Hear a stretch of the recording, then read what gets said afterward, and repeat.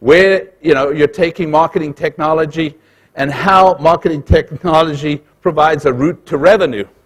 So in other words, these marketing technologies, the promise is that they're not just going to make you more efficient from a marketing, more effective, more engaged, they're going to allow you to be more personal, more relevant, more contextual. They're going to enable you to have a higher rate of acquisition of opportunities, conversion of opportunities, closure of opportunities, deal value, greater aftermarket support and service, upsell, cross-sell. All of these things are part of what marketing technology promises.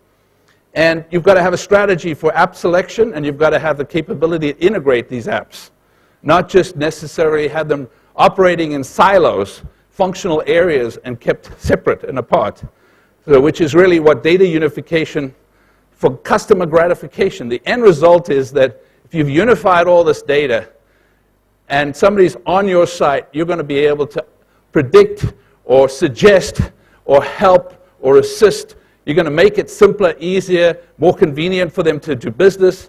Amazon's got a great example of how do you handle that interface, and actually how do you have a much richer, deeper profile of your customers and be able to target them more efficiently and effectively, provide offers and deals that are relevant to them, so that the actioning on those deals is higher and greater. So these are all things that CMOs have got to be cognizant of as they move forward. Here's the statement. We have found that the strongest CMO-CFO partnerships develop when both parties take 5 actions. Open their books to scrutiny, focus on the metrics that matter, balance short-term and long-term value creation, consider savings as well as spending, and seek opportunities to collaborate. So if you want to just capture that one paragraph, if you want to have a good relationship with your CFO or your finance director, think about those areas that are enumerated in that one quote, because it covers it all. So being better, smarter at projecting. So I say accurate projection, less correction.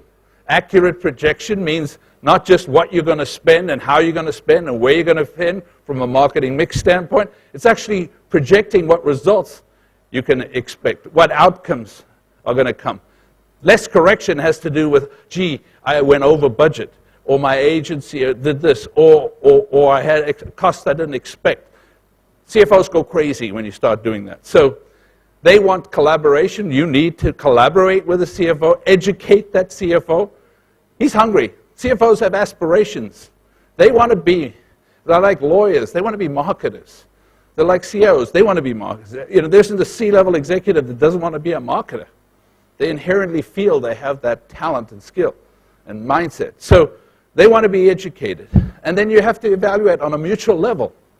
I mean, there's a lot of back and forth. There's a lot of horse trading when it comes to what's my budget going to be and why, and how do I justify and support the rationale for the spend.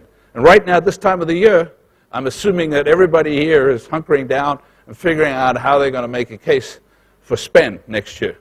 So transparency shows accountability. So a lot of times costs are hidden. Events, channel dollars are spent. Events, sponsorships are done. Things are done that are sort of done because they're influenced by different stakeholders in the organization, and they're not accountable spend. They're not real, tangible, value-based spend. So budget control is a critical goal for everybody. So again, how do you manage that? How do you implement that? How do you use systems to track spend? And then again, evidence that we covered already, metrics that matter.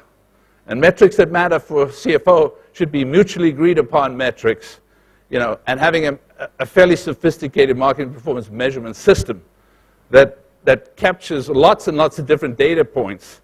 It's not just about how much coverage you got for your press. It's not how many followers you got, or how many posts you got.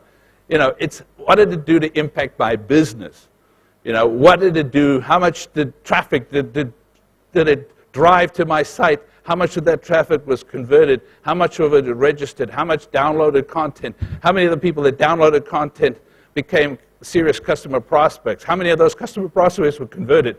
That's the kind of metrics that matter, right? So, The other part of the thing is manage reputation in every situation. We've got a study that we put out that delves into problems with security, problems with brand trust. Today, more than ever, you've got to secure the trust of your brand. So we've done a massive study on that globally. We presented the findings at the Visa Security Summit, but we delved into the issues and implications years ago, actually, of what data breaches and compromises, how they impact the business. Many of you know about brand hijacking, about phishing, about how the digital channels, digital world, and cyber criminals and others have the potential to compromise a business.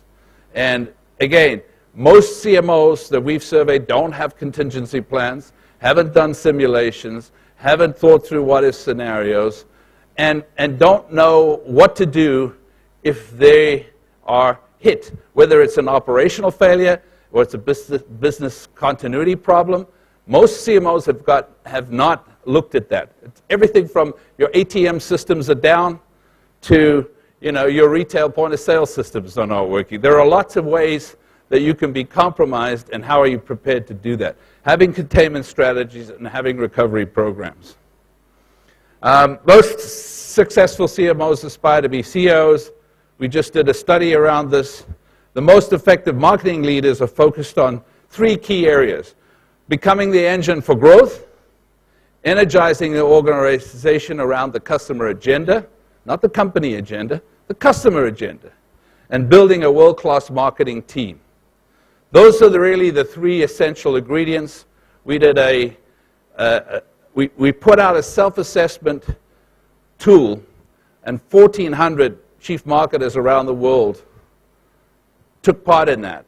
And these were the 3 factors that came up that evidenced how they were going to be successful as CMOs. So, standout CEOs aspire to be CEOs. They aspire to become the growth driver.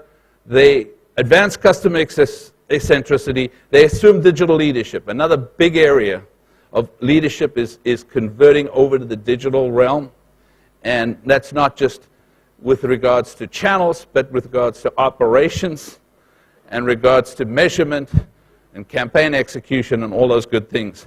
And of course, most importantly is build a world-class team. So if there are any questions, I'm happy to have that. I know many of you are thirsting to get to the lunch table. But if you have questions or comments, be happy to take them.